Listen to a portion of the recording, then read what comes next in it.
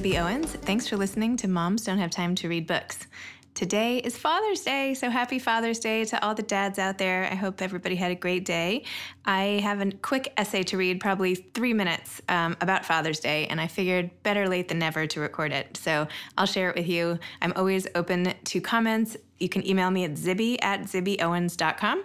And also follow me, please, on Instagram at Zibby Owens and at Moms Don't Have Time to Read Books. Also for my new podcast at Kids Do Have Time to Read. So I hope you'll follow me, and I hope you enjoyed this short article and that it makes you think of your dad or the memory of your dad and just feel a little bit better today. It's called This Father's Day, My Dad Actually Gave Me the Gift. And I published it on the Today parenting team site from the Today Show. I'm wandering through an Upper East Side bathing store to pick out the perfect swimsuit to give to my dad for Father's Day. My younger daughter has wrapped herself around my leg as I haltingly inch forward. Does my dad even want another bathing suit, I wonder? I don't have time to find him the perfect gift with 4 kids of my own to manage and my podcast to produce. It'll have to be good enough. As I shop, I realize that my dad might not realize the many small yet important things he has done over the years that have really stuck with me. The things I mention in passing to my own children. Little moments from when I was his little girl. I decide to make a list. 1. Milkshakes. When my dad tucked me in at night, he'd wrap the blanket tightly around my shoulders, lean over and ask, "Which flavor, Monk?" He calls me Monkey because when I was born, that's what I looked like. I'd giggle and call out, "Chocolate." He'd look right, look left, then look down and start shaking me, saying, "Chocolate milkshake." I'd squeal with laughter. 2. Myrtle the Turtle. After bedtime books, my dad would make up magical stories about the adventures of Myrtle the Turtle. One day, Myrtle would be a spy. Another day, a ballerina. Every night, something new. I hung on every word every time. At some point, my dad decided to buy us an actual turtle named Myrtle. Myrtle sat in her glass tank on my dresser for years, watching me grow, reminding me of the power of a great story. 3. Thumb Wars. Whenever my dad and I went anywhere together, a dinner out, the high holiday services at our temple, a play, he would casually, stealthily extend his closed hand to me, curved like the shape of the letter C. He wouldn't look at me or look down. He'd focus straight ahead, perhaps a small smile on his lips. I'd immediately engage, hiding our secret game from everyone around us. It was just for us, our world. 1, 2, 3, 4. I declare a thumb war. I braced for sneak attacks. I never wanted thumb peace. 4. Our adventures. Once we went to Colonial Williamsburg, just us. He remembers driving rainstorms. I remember sitting in an old country inn together, insanely happy. Another time we went to Washington, D.C. He remembers carrying me on his back.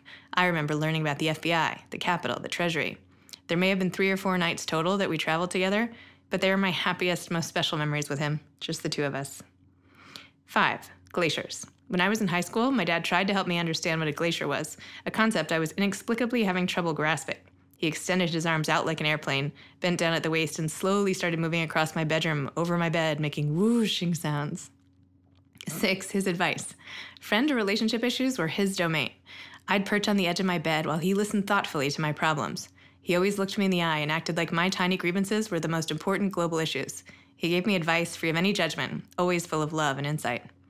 7. Closing my eyes. On nights when I couldn't sleep, my dad would sit next to me and whisper, "Shh," and with the middle of his index finger, stroke my eyelids closed. One eye, then the other. One eye, then the other, until the fluttering ceased and I dozed dreamily. 8. Funny animal noises. My dad made the most ridiculous sounds. If I was going to the movies with friends, he would say, "Ah, you're going to the movies," with a long, deep, sonorous moo, and then laugh out loud to himself. I would shake my head, smiling. Even a standard event became something looked at in a new, moo way. He still does this. 9. Rescuing me. During a summer trip when I was 14, a summer in which I was having a tough emotional time and could barely speak, my dad came over to France and whisked me away from the language immersion group I was with. We spent the night in a quaint hotel in the south of France on such a hot day that the butter melted in its dish at dinner. I didn't care. He had saved me. He had come. 10. Always taking my calls. No matter what he's doing at work, he always stops to take my calls. The other day I called and he said, "I'm at the White House, Monk. Is it urgent?" Nope, I was fine. 11. Our flight. Last month, we had the unexpected joy of flying home together from Los Angeles. He was there for a conference, and I was there with my husband. The 2 of us had to come home earlier than our spouses, so we took the overnight cross-country trip together. After sitting side by side, reading and working, he looked over at me, his reading glasses perched on his nose, and said, "Okay, Monk, time for bed." And just like those decades ago, those quiet nights in the 1970s and 1980s, my dad put me to sleep and kissed me goodnight. Just the 2 of us.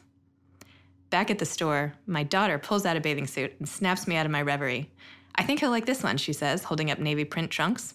I think so too, I say, bending down to look her in the eye and hug her, giving her my full attention. After all, it was just the two of us in the store, my daughter and me. An errand in my head, but perhaps a lifetime memory for her. Just the two of us. Time together, the gift my dad gave me that I'll be sure to pass on to my own kids. Happy Father's Day, Dad.